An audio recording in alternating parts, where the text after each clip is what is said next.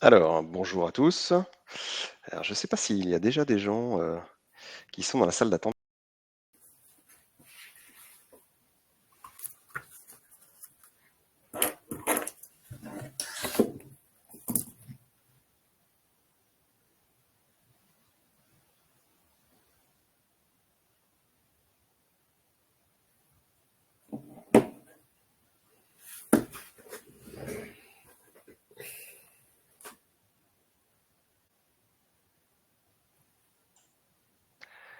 Bonjour à tous, bienvenue pour ce webinaire sur les changements de l'ADR pour 2025. Nous y voilà, on va pouvoir commencer. Alors, je m'appelle Stéphane Wisley, je suis le gérant de la société Résilience et j'ai avec moi dans la salle Anne Varenheim. Bonjour Anne. Bonjour, bonjour à toutes et à tous. Et nous avons également Amandine qui est parmi nous, Amandine Thibault. Bonjour Amandine. Bonjour. Alors, comment ça va se passer? Vous allez voir, très simplement. Vous avez le petit chat où vous pouvez poser toutes vos questions pendant le déroulé. Alors, le principe aujourd'hui, c'est de faire une présentation des principales modifications, parce qu'on va avoir une demi-heure, trois quarts d'heure ensemble, donc on ne pourra pas passer évidemment tout en détail. Et dans l'assemblée, on a des personnes qui sont, disons, de compétences variées sur l'ADR, des gens qui sont déjà conseillers de la sécurité pour le transport de marchandises dangereuses et d'autres qui ne le sont pas. Donc l'objectif, c'est d'un petit peu de balayer l'ensemble pour que tout le monde ait les bonnes informations. On ne pourra évidemment pas aller trop dans le détail. Donc si vous avez des questions trop techniques, c'est pas un problème, mais on ira les traiter peut-être en dehors de la présentation parce que sinon on risque de perdre la moitié des autres utilisateurs. Alors Amandine sera là pour nous en backup pour répondre un petit peu dans le chat, pour nous annoncer les questions ou ce genre de choses. Anne va vous faire la présentation puisque Anne est notre conseillère à la sécurité pour le transport de marchandises dangereuses. Moi, je vais vous avouer très franchement qu'il y a 12 ans, quand j'ai fait la formation d'une semaine, eh ben, j'ai hésité à aller à l'examen et je vous avoue, j'ai été pleutre, je n'y suis pas allé. Donc, je ne suis pas aujourd'hui conseiller à la sécurité. Donc, c'est pas moi qui vais vous faire cette présentation. Anne, je vais te laisser la parole tout de suite, peut-être bien pour te présenter, si tu veux bien. D'accord. Donc, Anne Warnheim, donc consultante HSE, également en CSTMD, donc conseiller à sécurité de transport matières dangereuses pour les classes 2 à 9, donc hors 7, c'est-à-dire que je fais pas l'explosif et pas le radioactif. Super, merci beaucoup Anne. On va juste faire une petite présentation de la société comme ça se fait. Alors, pour ceux qui nous connaissent, je vois dans la salle des gens qui travaillent avec nous depuis un petit moment, mais il y a aussi des gens qui ne nous connaissent pas. Donc, on est une société de conseil en QSE. On travaille un petit peu partout en France. Alors, essentiellement dans l'Est, mais aujourd'hui, on a des clients un peu partout, que ce soit en France, en Belgique, au Luxembourg, en Suisse, en Roumanie, au Brésil. Voilà. On a une petite équipe et donc on intervient sur alors différentes thématiques hein, qui vont jusqu'à l'externalisation. Alors, on a des clients qui n'ont pas ou non plus de responsable QSE ou HSE ou qualité, qui ont besoin d'avoir une personne en interne à temps plein, à temps partiel, jusqu'à des petits projets comme une formation. Tiens, une formation du personnel sur les règles à respecter pour ne serait-ce que le chargement ou le déchargement de marchandises dangereuses, par exemple. Hein. Alors, vous avez quelques exemples à l'écran, mais vous voyez nos expertises. Nous, notre objectif, c'est de simplifier la vie des QSE, simplifier la vie des entreprises. C'est pour ça qu'il y a 2 ans et demi maintenant, on s'est tourné sur tout ce qui est digitalisation. Donc, c'est un petit peu notre marque de fabrique. On essaye de faire gagner des heures de travail aux QSE. Voilà, ça, c'est nous. Maintenant que j'ai fait ma petite présentation, je vais pouvoir te laisser la parole, Anne. C'est à toi. Oui, tout à fait. Alors aujourd'hui, on va parler que ADR et plus exactement les principales nouveautés de l'ADR 2025. Alors on les balayera pas toutes parce qu'il y en a un certain nombre, hein. Quand on a reçu les 2 nouveaux volumes de l'ADR, eh bien le fascicule sur les modifications comporte 20 pages, hein, donc, et c'est écrit en tout petit, donc il y a pas mal de choses qui ont quand même changé. Pour ceux qui sont éventuellement novices, alors j'ai entendu qu'il y avait des CSTMD dans la salle. Pour les autres, ben, l'ADR, comment vous le présentez? C'est ce que je peux vous dire que c'est une réglementation simple et légère, très appréciée par les entreprises. Ouais, Ça serait un absolument. petit peu mentir. Super simple, ouais. J'essaye de le vendre. En général, on se bat pas trop hein, pour faire de l'ADR. Grossièrement, on va dire que le transport des matières dangereuses est réglementé. L'ADR va se baser sur le transport des matières dangereuses par route. Et bien sûr, on peut transporter des matières dangereuses par d'autres moyens, et à ce moment-là, il y a d'autres réglementations pour l'aérien, le ferroviaire, le fluvial, etc. Donc l'ADR, l'accord relatif au transport international des marchandises dangereuses par route. Donc on a 2 volumes. Un volume, c'est, alors je sais pas si on voit correctement. Non, on le voit pas. Ouais, il le truc pas trop, mais bon. En gros, hein, c'est l'équivalent des pages blanches et des pages jaunes hein, pour les anciens. Et comme en France, on a toujours un petit truc en plus, ben on a un petit truc en plus qui s'appelle l'arrêté TMD. Hop, voilà, qui en fait complète ce qu'on va retrouver dans l'ADR pour ce qui se passe sur le territoire national. Super. Oui, je me souviens que l'ancien modèle nous servait bien à caler une armoire normande. Hein. Non, ça passe pas. Oui, Ça passe pas. souvent, c'est vrai. Souvent, quand je vais chez les clients, je les retrouve sous le deuxième écran pour le mettre à Ah, pour niveau. le surélever. Voilà. Ok. Alors, avant de plonger dans les détails, une question pour toi, Anne. Est-ce que c'est essentiel d'avoir un CSTMD? Est-ce que c'est obligatoire? Comment on fait? Alors, obligatoire pour tous, non. Il y a vraiment des activités qui sont soumises à l'obligation. Par contre, c'est crucial d'avoir un CSTMD, soit en interne, soit en externe. Ça, c'est un choix. Pour garantir la conformité réglementaire, on verra quand même qu'il y a pas mal de points hein, qu'on est amené à vérifier.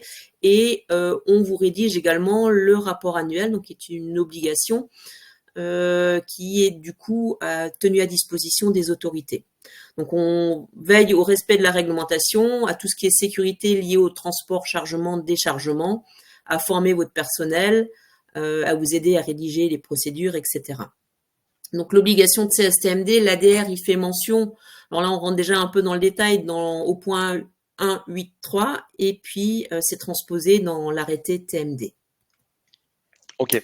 Donc c'est obligatoire dans certaines conditions. Mais alors Ouais. comment est-ce qu'on fait pour savoir si moi je suis concerné ou pas Alors dans mon usine? Alors mon usine, voilà, je fais je sais pas quoi. Comment je sais si je suis obligé d'avoir un CSTMD?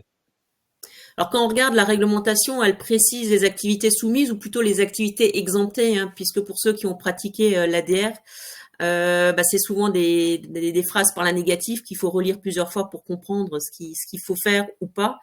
Bah, si vous avez par exemple des enlèvements de déchets, plus de 2 par an et au-delà d'une certaine quantité, bah, il y a de fortes chances que vous soyez soumis. Mais pour ce faire, pour aller vraiment dans le détail, tout dépend également de votre arrêté préfectoral, si vous avez des rubriques soumises à autorisation par rapport aux produits chimiques. Il y a de fortes chances que vous soyez soumis et pour ce faire, il y a un diagnostic d'assujettissement qui doit être réalisé, qui regarde point par point par rapport à la réglementation, si vous êtes concerné ou pas. Et à ce moment-là, il y a l'obligation d'avoir un CSTMD. Comme je l'ai dit précédemment, ce CSTMD peut être interne ou externe. Vous n'êtes pas obligé de passer par un organisme extérieur. Cependant, votre CSTMD en interne doit avoir suivi la formation, donc la fameuse formation que Stéphane a suivie, sauf que il y a également un examen hein, qui sanctionne. Ouais, enfin, ouais, sanctionne, c'est le bon mot, je crois. C'est le mot, je crois. Qui sanctionne la formation. Donc c'est pas enfin voilà, on n'y va pas les mains dans les poches, hein, ça se prépare vraiment cet examen. Et du coup, on est conseiller à la sécurité de transport matières dangereuses pour une durée de 5 ans sur les classes qu'on a présentées. Donc par défaut, les CSTMD vont être sur les classes de 3 à 9, hors 7, et la classe 1, 7 et 2, tout ce qui est gaz, sera optionnel. Voilà en gros la présentation du CSTMD. Donc, les activités soumises, à partir du moment où il y a transport de marchandises dangereuses, chargement et déchargement, stockage temporaire dans le cadre de transport, conditionnement ou reconditionnement de marchandises dangereuses. Mais là, à chaque fois, ça dépend du type de matière, de votre arrêté et surtout des quantités, du nombre de mouvements effectués par année. Ok. Le rôle, bah, c'est un petit peu ce que je vous ai dit, hein, de vous faciliter, hein, là, ce que disait Stéphane également, hein, pour faciliter le travail du QSE, et bien de faciliter l'exécution des activités de l'entreprise, parce que très souvent, quand on va faire nos audits, il se passe pas grand-chose, hein, d'une année à l'autre au niveau de l'ADR, parce que vous avez d'autres choses à faire, d'autres priorités, et que souvent c'est très complexe, vous savez pas trop par quel bout l'attaquer. C'est la raison pour laquelle, lorsqu'on fait un audit, on vous propose un plan d'action pour se mettre en conformité par rapport à la réglementation et on vous épaule par rapport à ces points-là. Donc, on évalue tous les risques liés aux matières dangereuses, le bilan annuel avec le rapport, hein, donc, pour les autorités, l'assistance tout au long de l'année, des formations, notamment la formation ADR 1.3 pour l'ensemble des salariés qui sont liés au chargement, déchargement et transport. Pour transport, il y a des formations supplémentaires pour les conducteurs. En cas d'incident, eh ben, on a également un rôle à jouer pour tout ce qui est gestion et déclaration en préfecture des accidents. On est également impacté en tant que CSTMD. Donc a priori, si on n'a pas d'accident, ce qu'on souhaite évidemment, finalement, le CSTMD se voit pas beaucoup dans l'entreprise finalement. On se voit physiquement une fois l'an, où on va sur le terrain, on fait un audit administratif déjà, donc de tout ce qui a été mis en place et toutes les nouveautés ADR si elles sont respectées. Et ensuite, on va sur le terrain et puis on regarde, ben, comme tout audit, hein, j'ai envie de dire, entre ce qu'on nous a raconté et la vraie vie, si ça match. Donc Ouais, oui, une sinon fois il y a, sur le terrain et après tout au long de l'année, si besoin, hein, par mail, par téléphone. en fonction du plan d'action ou des difficultés rencontrées ou des nouvelles matières qui pourraient rentrer sur le site en fait. Oui, c'est ça. J'ai souvent des clients qui m'envoient des mails en me disant, ben voilà, j'ai cette matière-là à envoyer. Qu'est-ce que je peux prendre comme emballage, ou j'ai cet Yes. emballage, est-ce que je peux mettre cette matière dedans, etc. Ok, très bien. Donc voilà pour le rôle du CSTMD. Ok. Euh, bah, moi, je me demande ce qui se passe si jamais, à un moment donné, ben, il n'y a pas, on n'a pas fait, on n'a pas déclaré, on n'a pas fait de rapport. Qu'est-ce qui se passe? Bien, si vous êtes déjà assujetti à un CSTMD et que vous n'en avez pas, ben, qui dit réglementation, non-respect de la réglementation, dit sanction. Et ensuite, eh bien, sur la route, si le camion est arrêté, qu'il y a de la marchandise dangereuse et que vous n'avez pas fait ce qu'il fallait, ben, vous avez des amendes administratives pénales et ça peut aller jusqu'à une suspension d'activité en cas de mise en danger grave. Euh, Attention ou pas, mais aussi tout ce que vous déclarez dans Track déchets, hein, ben, ils voient bien les flux des matières dangereuses. Et si, en regardant les flux, ils se rendent compte que, puisque la déclaration du CSTMD est en préfecture, ils font les recoupements et que vous n'en avez pas, vous pouvez également être embêté par rapport à ça. Et comme tout organisme de contrôle, à partir du moment où vous êtes dans leur viseur, ben, les contrôles sont assez renforcés. Ouais, on a vu ça chez certaines entreprises où effectivement, à partir du moment où eh ben, ils se sont rendus compte sur un site, par exemple, que ça fonctionnait pas bien, bah, ils sont plutôt regardants sur les autres sites également, quoi. Oui, et puis ils creusent le CSTMD, mais ils peuvent creuser d'autres domaines également, au niveau enviro, sécu. Ouais. Une fois qu'ils sont sur place, Ils viennent pas ils pour rien, c'est ça? optimisent. Ouais, ouais, c'est ça. Pour se payer le voyage, hein. On va Voilà, dire ça, le déplacement. Ok, très bien. Alors maintenant, est-ce qu'on peut embrayer sur les nouveautés? Alors, tout ce qui a changé, enfin, les grandes lignes de ce qui a pu changer cette année, et puis à partir de quand est-ce qu'il faut mettre tout ça en place, quoi? ouais, alors effectivement, hein, ce que je vous disais, il y a eu pas mal de modifs sur la version 2025. Il y a vraiment 20 pages, hein. C'est pas une boutade, hein, qui nous a été livrée avec les deux volumes. Toutes les parties sont impactées. J'ai pas forcément repris toutes les parties, mais je vais brièvement en parler et on va regarder les modifications les plus impactantes. Ok, donc là on voit à l'écran les différentes parties. Est-ce qu'on peut commencer tout de suite par la partie 1? Je peux avancer? Oui, oui, bien sûr. Ben, ça va être toutes les modifications générales pas de l'ADR. Parmi les changements notables, il y a tout ce qui est transport des déchets par les particuliers. Donc, on peut transporter les déchets en étant exempté. Alors, tout dépend à chaque fois, hein. Vous savez que l'ADR, il y a à chaque fois des exemptions sous conditions. Qu'on soit en deçà des quantités qui sont définies au chapitre 1.1.3.1 et que des mesures soient prises pour empêcher toute fuite. Donc, y compris toutes les marchandises dangereuses qui sont plus dans leur conditionnement d'origine. Donc ça, exemption pour les particuliers dans le transport des déchets. Là, on est un peu plus clair. Ensuite, il y a des définitions qui ont modifié. On parle maintenant de degré de remplissage. Vous connaissiez peut-être le taux de remplissage qui s'appliquait au gaz. Là, le degré de remplissage, ça va s'appliquer au solide et au liquide. Et mathématiquement, hein, donc c'est un pourcentage, c'est le volume de matière liquide ou solide à 15 degrés par rapport au volume moyen de rétention. Donc ça a été précisé pour éviter la confusion entre les deux termes, entre le gaz et le reste.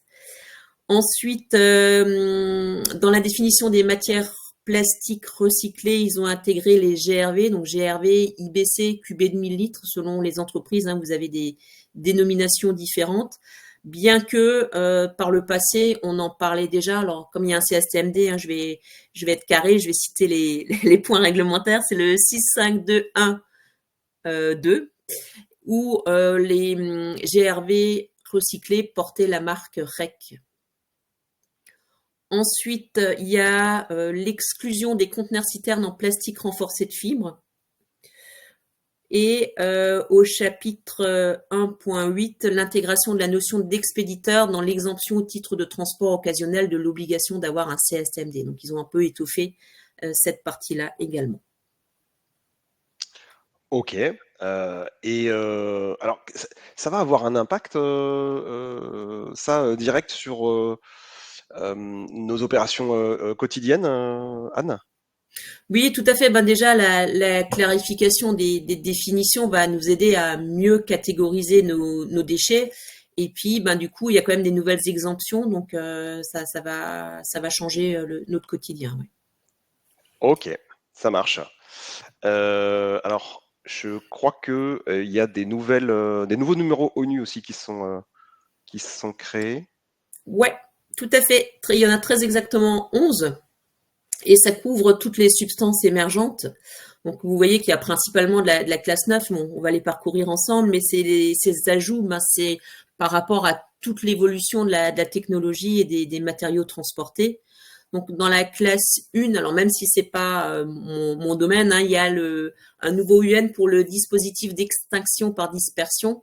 Alors pourquoi de la classe 1 dans l'explosif? Parce qu'il y a de la matière pyrotechnique qui va faire le déclenchement de ce dispositif. Ouais.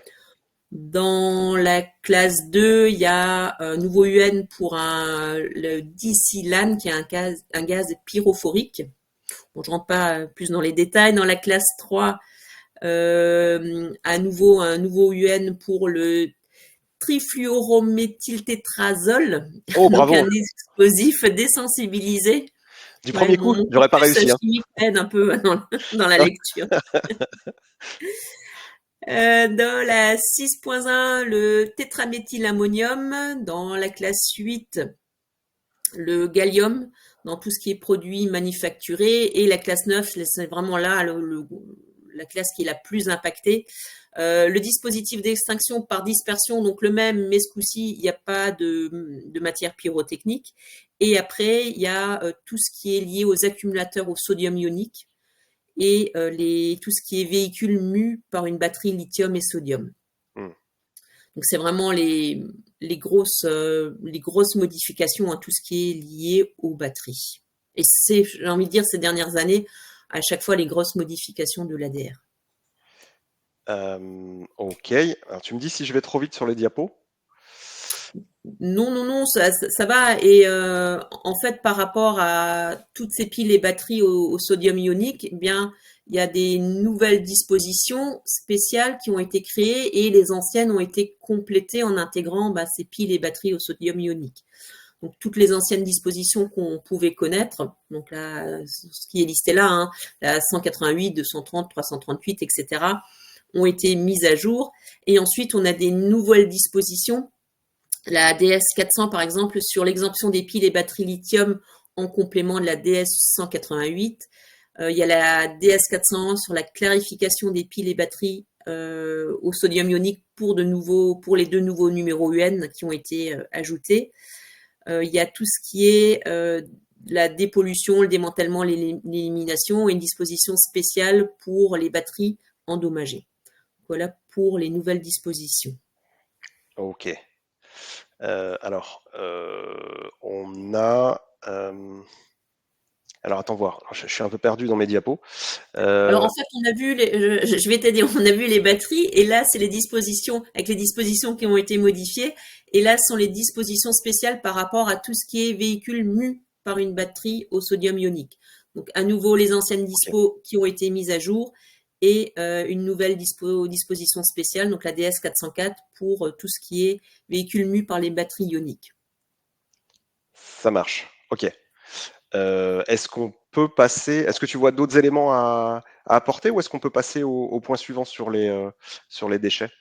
Oui, on peut passer au point suivant. Ouais. Alors ça va parler à quelqu'un qui est de chez Remondis, je crois, hein. On doit avoir un participant qui bosse dans l'univers du déchet. Donc bah, je te laisse la parole du coup.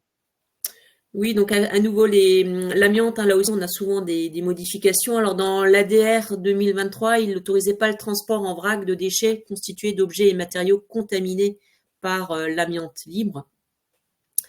Et du coup, là, avec la version 2025, l'ADR introduit des nouvelles dispositions pour autoriser le transport en vrac de ces déchets. Donc, pour ceux qui pratiquent un peu l'ADR, dans le volume 1, il y a le tableau A. On va retrouver tous les numéros UN et des colonnes qui vont préciser comment transporter tout ça. Et il y a les dispositions VC1 et VC2 en colonne 17 qui ont été ajoutées et une disposition spéciale 678 qui a été créée. Ok. Alors, je sais pas si on peut, enfin, comme il y a une personne concernée, hein, donc c'est les déchets contaminés par de l'amiante qui sont concernés par cette disposition, c'est tous les déchets solides ou résidus de balayage, tout ce qui est issu des travaux de voirie, toutes les terres contaminées et tous les objets, par exemple des meubles ou les matériaux ou les structures, les bâtiments sinistrés, démolis, rénovés, qui contiennent de l'amiante. Clair. Ok. Ouais, ok, nickel. Euh, Euh, que dire d'autre? Alors ça va impacter tout le monde en fait. C'est que par rapport aux quantités limitées, hein, donc ce qui est défini au 3.4, l'obligation de formation conforme au chapitre 1.3 pour les conducteurs. Donc sont concernés par ça tous les conducteurs qui font la formation 8.2, ils ont également la formation complémentaire de 1.3. Alors pour l'avoir déjà animé, c'est une obligation réglementaire, mais c'est souvent plus une piqûre de rappel, puisque la formation pour les conducteurs est beaucoup plus lourde que le 1.3. Mais voilà, ça a été rajouté. donc ok. Une piqûre de rappel sur le 1.3, donc les exemptions. Ça marche. Alors pas que, hein, en fait, dans ce chapitre 1.3, l'ADR 1.3, on doit former les chauffeurs également euh, à travers ce chapitre-là, en plus de leur formation de En chauffeur. plus de leur formation, oui, c'est ce que je voulais dire. En plus de leur formation Mm. chauffeur. Ouais, tout à fait. Ok, super. Est-ce que on peut passer à la partie emballage peut-être? Oui, par rapport aux déchets également, l'ADR 2025 précise des conditions d'emballage. Et si on regarde les nouveautés, c'est pour le conditionnement et l'expédition de déchets en emballage combiné. Alors, est-ce Donc que ce là, sera excuse-moi, hein, je te coupe. Est-ce que ça pourrait, les changements qui ont été décidés là pourraient un peu améliorer notre efficacité logistique? Parce que c'est complexe d'envoyer des déchets, hein. Est-ce que ce sera un peu moins complexe avec ces nouveaux emballages-là? oui, ça va faciliter, mais on reste dans l'ADR, hein. Donc c'est toujours sous condition. Ok. Donc, par rapport au transport des déchets, le transport des déchets dans les emballages intérieurs de taille et forme différentes, contenant des liquides ou des solides, et peuvent être emballés ensemble dans un même emballage extérieur. Donc ça c'est bien. Les déchets contenus dans un même emballage extérieur sont affectés de la rubrique la plus appropriée. Donc là, ça c'est cohérent. La mention suivante doit figurer sur le document de transport conformément au point 4.1.1.5.3, donc pour tout ce qui est expédition de déchets en emballage combiné. Et le personnel doit également former et mettre à disposition des procédures adaptées. Et ça, c'est possible uniquement, c'est le slide suivant, si des conditions sont respectées, hein, parce que je vous le disais, on reste quand même dans l'ADR. Donc, dans ces emballages combinés, on ne peut pas mettre les classes 1, donc tout ce qui est explosif, 2, gaz, 6.2, tout ce qui est biologique, risque biologique, et 7, radioactif. Ensuite, il faut respecter les règles de séparation des matières qui risquent de réagir dangereusement entre elles ou réagir avec l'emballage en commun. Les emballages extérieurs, eh bien, on ne peut pas prendre n'importe quoi non plus. Donc, il y a des emballages qui sont autorisés. Pour ceux qui font pas trop d'ADR, en fait, dans le tableau A, il y a également les dispositions d'emballage, hein, qui, quand on va dans les dispositions, nous permettent de savoir quel type d'emballage on peut utiliser. Donc tout ce qui est GRV, grand emballage, et l'emballage extérieur qui a subi des épreuves du groupe d'emballage 1. Donc c'est tous les emballages qui vont porter la lettre X. Donc groupe d'emballage 1 pour les produits les plus dangereux. Donc X, celui qui va couvrir le groupe d'emballage 1, 2, 3. Donc X, donc pas le Y et pas le Z, pour aller dans l'autre sens. Quoi d'autre? Un rembourrage doit être utilisé pour empêcher tout mouvement significatif des emballages extérieurs, hein, pour pas qu'ils se baladent dans l'emballage extérieur, et éventuellement également un absorbant s'il peut y avoir des fuites liquides pour pas que ça endommage le transport sur route. Quoi d'autre? Pour les emballages extérieurs en polyéthylène, la preuve d'une compatibilité chimique avec tous les produits introduits à l'intérieur. Donc voilà, ça facilite, mais ça reste quand même sous certaines conditions. Ok. Dans les procédures d'expédition, eh bien, des ajustements sont apportés par rapport aux piles sodium-ion. Donc l'ajout déjà d'un, alors c'est pas une nouvelle marque, c'est la même marque, mais ils ont changé le titre. Avant, il y avait marqué, enfin, la marque portait le nom de marque pour les piles au lithium, et maintenant ils l'ont généralisé en le nommant marque pour les batteries. Parce que j'imagine qu'il n'y a pas que des piles purement au lithium, quoi. Ben non, il y a différentes piles, oui. Ok, ça marche. On peut passer à la partie suivante. Ben oui, tout ce qui est procédure d'expédition, là aussi, par rapport au superéthanol, une simplification. Par exemple, pour les camions citernes qui transportent différents carburants, donc notamment là, le 1202 essence, 1203 gasoil, etc. À partir du moment où il y a du 3475, donc du superéthanol, la signalisation, le marquage, si vous préférez, avec les codes UN et le code danger à l'avant et à l'arrière sera 3475. Parce que c'est le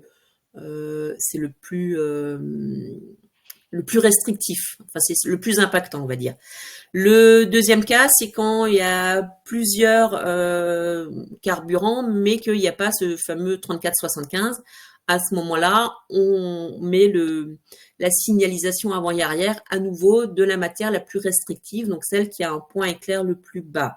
Le point éclair le plus bas, c'est-à-dire le produit le plus inflammable. Plus un point éclair est bas, plus les fumées des carburants, enfin les vapeurs, pardon, des carburants, fumée c'est après, les vapeurs des carburants vont prendre feu facilement. Ok, ça marche. Euh, Donc c'est surtout pour les citernes compartimentées, hein, du coup. Ouais, j'ai peut-être pas précisé. ouais, parce qu'avant c'était comment je me souviens plus. C'était juste une plaque orange et vierge, c'est ça? Ben, on peut avoir des plaques orange vierge à l'avant et à l'arrière avec les principales. Parce que oui, là j'ai parlé que des marques orange, mais il y a également toutes les étiquettes danger, hein, qui sont à positionner à l'arrière du camion et gauche et droite. Ok. Très bien, très bien, très bien, très bien. On a encore une partie sur les documents de transport.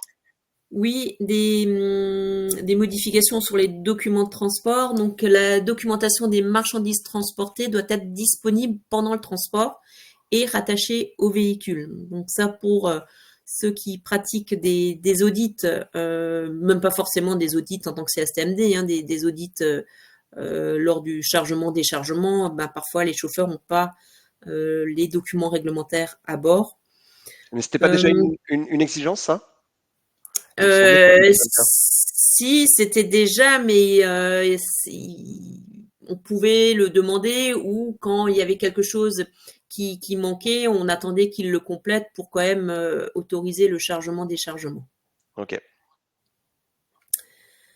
Que dire d'autre? Un seul expéditeur par document de transport. Les déchets dans les emballages intérieurs emballés et en emballage combiné ben, doivent être précisés, c'est ce qu'on a vu auparavant. Et les dispositions particulières par rapport aux déchets contaminés par l'amiante. Donc ça, on le retrouve dans les documents de transport. Ça Euh, marche. Et du coup, euh, ah pardon, non, je t'ai pas laissé terminer peut-être.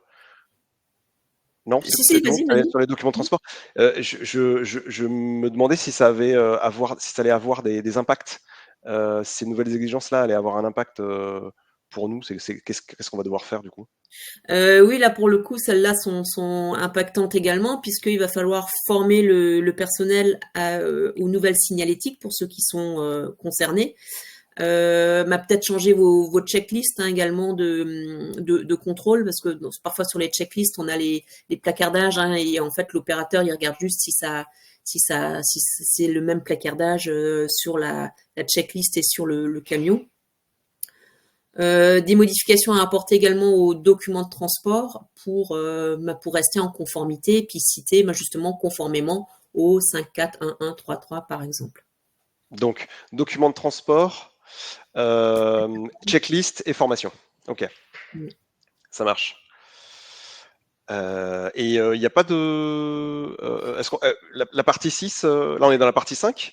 Oui, alors j'ai rien mis pour la partie 6 parce qu'il n'y a pas énorme. En fait, il y a les exigences relatives aux fûts d'acier qui sont un petit peu assouplies avec la suppression de l'obligation des 2 joncs pour les fûts de plus de 60 litres. Voilà, Ah, c'est c'est le juste seul ça. truc. Alors bon, ouais, c'est pas Ça impactant. méritait pas ça méritait pas une diapo complète. Voilà, pas pour moi. On passe à la partie 7. Oui, donc tout ce qui est chargement, déchargement et manutention. Donc il y a des dispositions spéciales qui sont introduites pour tout ce qui est cartouche de gaz, emballage en alu et tout ce qui est peroxyde. Alors, pourquoi? Toujours en vue, hein, d'améliorer la sécurité du transport. Donc la 7.2 elle ajoute des cartouches à gaz, le LUN 2037, en plus des aérosols 1950 qu'on connaît bien, avec l'obligation de transport en véhicule ou conteneur ouvert ou ventilé. Pour pardon, je reviens juste sur les aérosols, hein, qui est déjà pas mal réglementé, hein. Il y a des dispositions spéciales qui souvent sont pas respectées dans les entreprises, et souvent vous avez des aérosols dans les déchets. Alors déjà, c'est des matières dangereuses, hein, ça va pas dans la poubelle commune. Ça aussi, je l'ai hélas déjà pu le constater. Et ensuite, il y a pas mal de choses à respecter sur le transport des aérosols, même si elles sont vides. Ensuite, le point pardon, 7.3 pour tout ce qui est vrac. Les emballages vides non nettoyés peuvent être transportés en vrac si les marchandises contenues sont autorisées au transport. Et pour les peroxydes organiques sans régulation de température et ils sont concernés la, la CVE 29 et les colis doivent être maintenus debout. Donc voilà, pour ceux qui sont concernés, ils vont comprendre. Pour les autres, ben, oubliez. Je vais passer alors. À nouveau pour la partie 8, donc tout ce qui est équipement, exploitation du véhicule est reprécisé dans l'ADR 2025 et donc ils insistent bien sur la présence obligatoire des documents dans la cabine du conducteur. Donc ils renforcent aussi par ce biais-là la responsabilité du transporteur. Pourquoi est-ce que tu en sais plus? Est-ce que c'est parce qu'on a constaté pendant des contrôles que les documents étaient souvent absents ou Ouais, tu tout à as fait. plus ouais. Ne serait-ce que les consignes de sécurité, alors que c'est un A3 plié qui est standard, bah souvent ils l'ont pas. Alors on va pas refuser un transport par rapport à ça. On va leur donner le document, une copie du document, et ils vont pouvoir charger. Mais parfois ils ont pas forcément tout. Alors ça dépend. Pour les transports, il y a aussi beaucoup et de plus en plus le barrière de la langue. Quand on demande des documents, bah, ça peut être compliqué de se faire comprendre. Après, il y a ceux qui sont vraiment carrés et en fait, au fur et à mesure que je pose les questions, ils ont un porte-vue et ils tournent les feuilles parce que les questions sont toujours dans le même ordre, hein, dans la checklist, et ils me montrent les documents qui vont bien. Ils ont l'habitude. Pareil, les équipements de bord. Dans la cabine, il y a un extincteur de 2 kilos. Il faut qu'il soit facilement accessible. Si le chauffeur, bah, parce que j'ai eu le cas, il commence à ranger sa banquette pour accéder à l'extincteur qui est en dessous et qui me met 5 minutes, ça sert à rien. L'extincteur de 2 kilos, bah, s'il y a un départ d'incendie dans sa cabine, le temps qu'il le sort, bah, c'est fini, quoi. Ouais, c'est clair. Alors, il y a Virgile qui nous pose une question. Je ne sais pas si tu as la réponse. Pour les documents de bord, est-ce qu'on peut parler des BSD par rapport à track déchets? Parce qu'aujourd'hui, alors pour les gens qui ne le sauraient pas, track déchets permet de dématérialiser tout ça. Est-ce qu'on doit quand même avoir les documents à bord ou est-ce qu'on peut, je sais pas si tu sais ça, hein. Je sais pas si tu as la réponse à cette question-là. Oui, bah maintenant les transporteurs, ils travaillent beaucoup sur tablette, hein. Ouais, Ils ont tout sur tablette et sur track déchets. Dans track déchets, il y a le document, hein, ça fait foi. Ouais. ok. Parfait. Est-ce qu'on peut passer à la partie suivante, Anne? Oui, et puis surtout c'est la dernière. Euh, T'as tout ce gardé le qui est meilleur pour la fin? ouais, on est moins, voilà, dans la plupart hein, de nos clients, on n'a pas de constructeur de véhicules, C'est vrai. c'est plus des industries. Donc là, la partie 9 concerne la construction des véhicules. Il y a le modèle du certificat d'agrément qui va intégrer, enfin qui peut intégrer des éléments de sûreté supplémentaires, des hologrammes, des impressions UV, des codes barres. Donc j'imagine il y a eu ou il y a dû y avoir des défauts hein, par rapport à ça. Donc voilà, ces spécifications sont, sont rajoutées dans les certificats d'agrément et il y a également ben, les véhicules électriques qui sont rajoutés, tout ce qui est moteur à combustion interne avec l'hydrogène et les véhicules à pile combustible à hydrogène qui Ouais. sont également intégrés dans cette partie 9 sur la construction des véhicules. Ok, ça marche. Donc ça, Très c'est bien. juste à creuser pour ceux qui ont des flottes de camions et s'ils veulent, pardon, je t'ai coupé, intégrer des véhicules alternatifs dans leur flotte. Ouais, on va être de plus en plus encouragé hein, d'ailleurs à ça, c'est clair. D'ailleurs, ça a commencé à changer cette année. Alors, rien à voir avec l'ADR, mais vous avez sans doute entendu parler des voitures de fonction, des voitures de société qui sont bien plus taxées à partir du moment où elles sont thermiques désormais par rapport aux véhicules électriques. C'est un premier pas.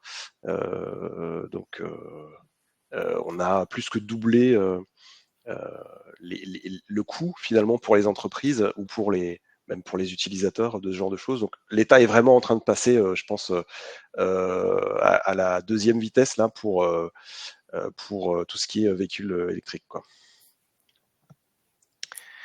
Bon, et pour mettre tout ça là en place, on a combien de temps en fait? Ben, comme à chaque fois, j'ai envie de dire, à la base, il y a une période transitoire de 6 mois, donc c'est jusqu'au 1er juillet, mais là, comme on est en avril, ben, Voilà, mai, juin, 2 mois. Et encore, parce que là, je vois dans les 2 prochaines semaines, c'est des semaines à trous. Ouais, il y a encore moins de temps que ça, en fait, donc il faut commencer à se presser, quoi. C'est ça. Là, on a parlé de l'ADR, mais il n'y a pas que ça, hein, puisque je rappelle, on est en France, hein, donc on a l'arrêté TMD. Par contre, lui, les modifications, toutes les dispositions qui ont été introduites sont applicables à partir du moment où l'arrêté a été publié, hein, donc c'est applicable immédiatement. Il a été appliqué quand c'est le Ça y est, hein, c'est tout 1er bon, janvier? hein, c'est en place. Ok, donc c'est déjà applicable, ok. Oui. Ok. Donc pour l'ADR, voilà les principales modifications, hein, les grandes pistes, on va dire. Au niveau de l'arrêté TMD, donc l'arrêté, pour ceux qui sont novices, hein, c'est à la base, on appelle ça arrêté TMD, c'est l'arrêté du 29 mai 2009 qui regroupe toutes les règles applicables en matière de transport des matières dangereuses. Et là, il n'y a pas que la route, il n'y a pas que il y a tout le reste également. Ces arrêtés ont été compliqués. Aussi, Merde, si, si, aussi, je aussi. suis désolée. Si, si, on peut le dire. Complétés. Ont été complétés au fur et à mesure des années. Et la grosse évolution, hein, c'est la déclaration des événements impliquant les marchandises dangereuses et l'annexe 1 qui a évolué et l'appendice 4. On va regarder ça ensemble. Donc Alors, en gros, c'est la déclaration dématérialisée de tout ce qui est accident TMD. C'est la maintenance du réseau électrique, il y a des nouvelles dispositions par rapport à ça, et tout ce qui concerne les parcs de stationnement, les règles sont renforcées pour les durées de stationnement supérieures à 12 heures, notamment tout ce qui est des mesures de prévention par rapport à l'incendie, par rapport à la pollution, etc. ouais, parce qu'évidemment, quand on a des chargements qui restent sur place, ils peuvent se passer beaucoup de choses, quoi. Ouais, c'est ça. Ok. Donc l'article 7, hein, c'est ce que je vous disais. Ce qui a été mis en place, c'est un téléservice de télédéclaration des événements impliquant des marchandises dangereuses. Donc l'authentification via Cerber, c'est applicable au 1er janvier et la télédéclaration devient obligatoire. Donc même si les autorités n'ont pas connaissance d'un incident, ils ont un incident, on va dire, mineur, je dois le déclarer sur le portail, en fait. Alors oui et non, c'est quand ça dépasse les critères qui ont été fixés au 1853 de l'ADR. Ok. Ok. C'est pas tout qu'il faut déclarer, hein, c'est à partir du moment où c'est impactant pour l'environnement, où il y a des blessés, il y a une certaine quantité, etc. Ça dépend du type de produit. Enfin, voilà, il y a pas mal de critères qui sont définis dans l'ADR. Ok, ça marche. Ensuite, il y a le rapport d'accident du conseiller sécurité. Lorsqu'il y a un accident qui se produit, en plus de cette déclaration d'événement aux autorités, le conseiller de l'entreprise doit également établir un rapport d'accident dans un délai de 4 mois à destination de la direction de l'entreprise et est tenu à la disposition des autorités sur demande, et ça, c'est pendant 5 ans. Ensuite, au niveau de l'annexe 1, les parcs de stationnement, donc je vous le disais, hein, c'est au-delà des 12 heures quand quand c'est dans les entreprises, quand il y a des stationnements, pardon, des transports dans les entreprises. Il y a la suppression de la disposition spéciale relative aux déchets issus des chantiers routiers ou des chantiers de démolition ou de réhabilitation d'immeubles sinistrés qui sont contaminés par l'amiante. Et l'introduction des conditions de transport des déchets issus des déchetteries est classée en tant que matière dangereuse. Ok. Donc celle-là est supprimée, en fait, hein.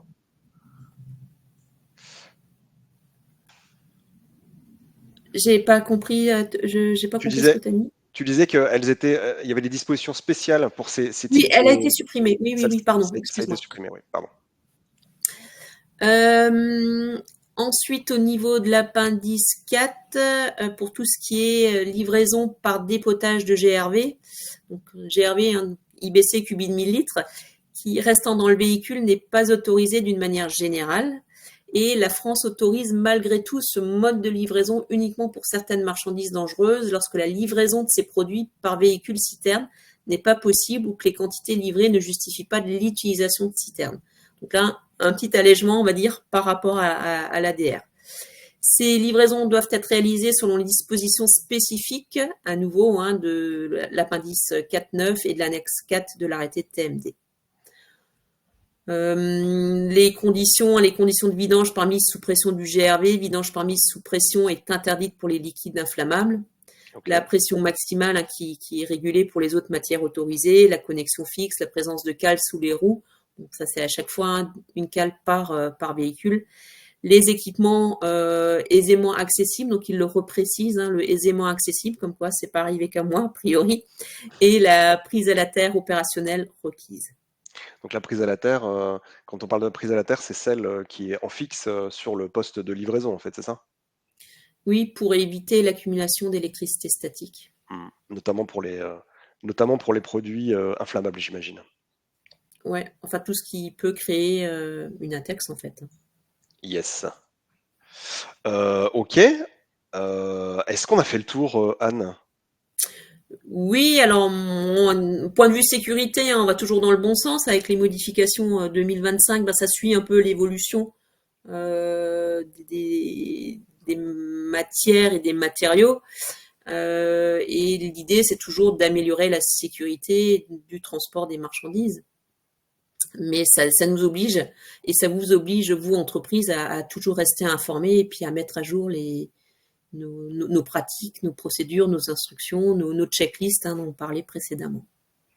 Donc le plus simple, c'est encore d'avoir un CSTMD en intra, que quelqu'un dans l'équipe se dévoue pour aller faire la formation et passer l'examen, c'est ça? Ouais. Se dévoue, se sacrifie, Se souvent c'est plus sacrifier. le terme qu'on me dit. Et puis, si on peut pas, il reste la solution externe comme nous, chez Résilience, puisque voilà, vous savez désormais que c'est aussi une de nos compétences. Écoute, merci beaucoup Anne pour la présentation. On Merci. va, on Merci à va tous pour votre attention. On va passer peut-être aux questions. Alors juste avant ça, je vais faire une petite pause pour vous parler de nos actualités, parce qu'après, pour ceux qui ne seront pas intéressés par les questions, vous allez partir. Il sera trop tard pour vous en parler. Donc je vais vous dire ce qui va se passer prochainement chez nous. Alors vous le savez peut-être, mais on essaye régulièrement d'avoir des nouvelles activités à vous proposer, des nouveaux webinaires, des nouveaux sujets. Si vous avez des sujets à nous proposer, allez-y, on ne demande que ça. On ne sait plus trop quoi écrire sur les réseaux sociaux, on ne sait plus trop quoi mettre dans notre base d'e-learning. Donc n'hésitez pas, envoyez-nous des propositions, on est tout oui. Sinon, on a quelques prochains webinaires et quelques prochains événements physiques auxquels on vous attend. Alors on a le 11 juillet, on en aura une sur les batteries au lithium, une spéciale batterie au lithium.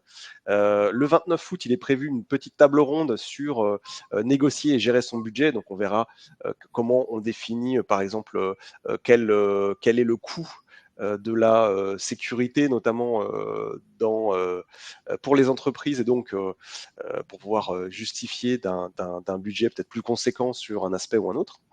On verra la nutrition le 5 septembre. Alors, on peut se dire la nutrition, c'est pas très QSE, mais en fait là, on va parler de la nutrition, notamment avec une spécialiste pour tout ce qui est personnes postées, parce qu'effectivement, ça engendre des modifications des rythmes et des possibilités d'affaiblissement du corps, de maladies, etc. Et donc, on peut travailler sur la nutrition pour ça.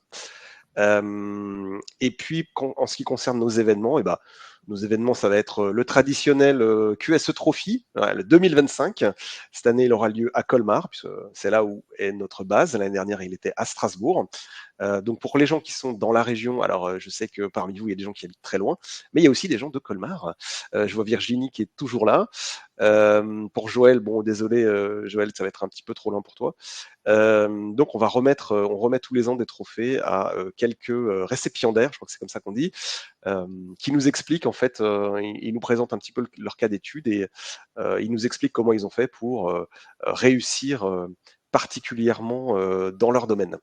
Et puis le 13 octobre, c'est la journée de la résilience. Alors il y a une journée nationale de la résilience, elle a un peu changé de nom, je crois, cette année ou l'année dernière. Mais nous, on la conserve. Donc le 13 octobre sera la journée de la résilience. On vous propose aussi un programme spécial à cette occasion. Voilà pour ce qui est de nos prochaines étapes. Si vous avez besoin de nous contacter, alors il y a ma petite photo là, disons j'étais jeune et beau, mais j'avais pas plus de cheveux. Vous avez le numéro de fixe et vous avez une adresse email. Et puis voilà, on y est. On va passer aux questions. Amandine, est-ce qu'on a beaucoup de questions? J'ai pas l'impression. C'est super technique, alors en même temps je comprends. Il y a Virgile qui demande, alors c'était quand tu étais, Anne, au point sur les documents de bord qui doivent se trouver à bord de la cabine de conduite. Il demande si c'est bon que ce soit en dématérialisé, par exemple. Ouais, Avec des on chèques. avait répondu en live, donc c'est OK. On avait déjà répondu à cette question, je crois, Amandine, ouais. Merci pour vos précisions. De rien, Léonie. Je vois Joël qui nous dit nutrition, surtout pour les travailleurs de nuit, très très important. Tu veux monter sur le plateau et en parler, Joël? Non. Ok, compris. Il n'y a pas eu le raccord maquillage, tout ça, donc je comprends, il n'y a pas de problème. Non, je plaisante, Joël, évidemment. On se connaît bien, on se taquine avec Joël, il y a aucun souci. Donc vous verrez, oui, effectivement, sur la partie, sur le webinaire sur la nutrition, effectivement, quand on est en 5-8, quand on est en 3-8, ça impacte fortement le corps. Et donc, on a nos moments de repas qui sont décalés et ça peut avoir un impact à long terme sur la santé, évidemment, évidemment. Eh bien, écoutez, s'il n'y a pas plus de questions, Amandine, pas plus de questions, je n'en vois pas. Non, ça veut dire qu'on a fait le tour. Ça veut dire que Anne, tu as été très précise. Je les ai tous saoulés, je sais pas. Ouais, peut-être ils sont endormis, peut-être, je ne sais pas, je ne sais pas. Non, non, non, tu vois, non, Delphine Sabatier nous dit non, merci, très intéressant. Voilà, parfait. Bon, bah alors dans ce cas-là, on va vous laisser. Vous souhaite une excellente fin de journée, un bon week-end, et puis à bientôt, du coup. Merci beaucoup, Anne. Au revoir. Merci, au revoir.